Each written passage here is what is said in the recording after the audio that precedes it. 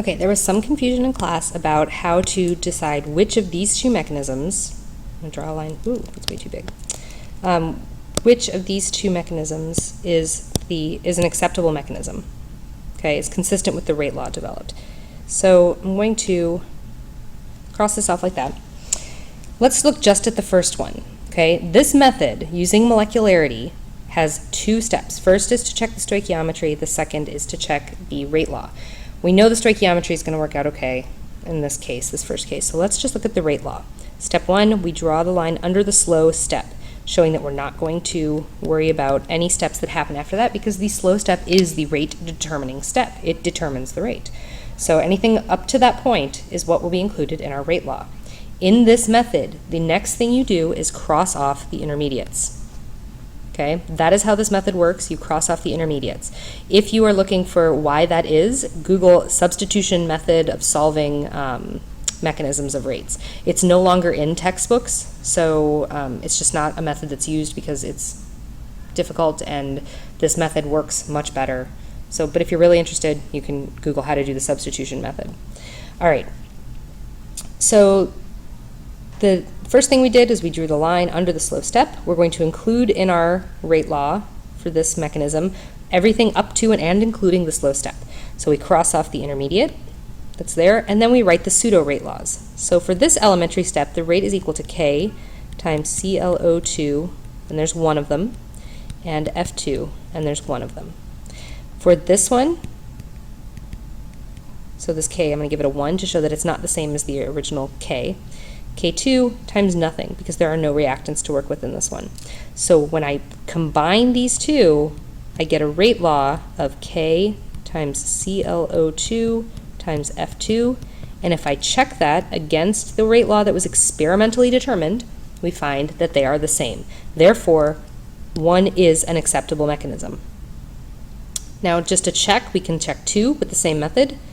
Draw our line under the slow step, and the rate for this, rate equals K times F2. Well, that is not consistent with the rate, the experimentally determined rate law. Therefore, 1 has to be the mechanism that is consistent with the rate law. 1 is the correct answer here. Another example of this, which I'll kind of jump over here and give you another example, would be this situation. So let's say that we have the following reaction. We have 2NO plus H2 yields N2 plus H2O. Okay, and the experimentally determined rate law for this problem, before that, I need to make sure I give you the balanced reaction, which I did not do correctly, is this. So 2NO plus 2H2 gives me an N2 and 2H2O. So that's the overall reaction. The rate law that was experimentally determined was this. So your question is this mechanism that I'm about to write, here is the mechanism. A proposed mechanism is NO plus NO yields N2O2. That's listed as being a fast step. Then N2O2 plus H2 gives N2O plus H2O. That's a slow step. And then you have N2O plus H2 yields N2 plus H2O, and that's a fast step. Test number 1, does it agree with the stoichiometry?